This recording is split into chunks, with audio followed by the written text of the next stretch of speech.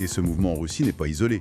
Si on regarde de l'autre côté du globe, aux États-Unis, on observe une dynamique similaire, mais peut-être encore plus significative.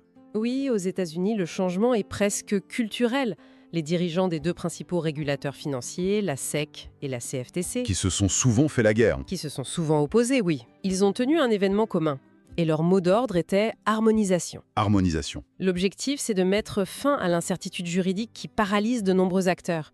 Ils veulent des règles du jeu claires pour savoir qui régule quoi. Et pourquoi cette volonté d'harmonisation maintenant?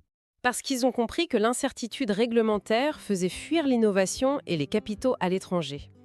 Leur ambition affichée, et c'est une citation qui ressort des documents, c'est de faire des États-Unis la capitale mondiale de la crypto. Rien que ça. Ce n'est pas anodin. Il ne s'agit plus de savoir s'il faut interdire ou autoriser, mais de savoir comment attirer les meilleurs projets et les plus gros investisseurs.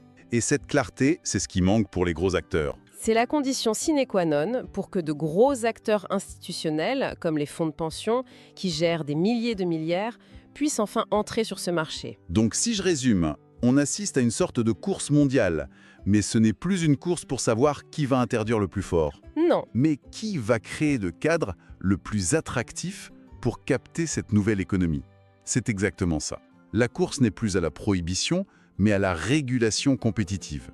Que ce soit en Russie avec un modèle de contrôle étatique ou aux États-Unis avec un modèle pro-innovation, le message de fond est le même. Les actifs numériques sont là pour rester et vont être intégrés au système financier traditionnel.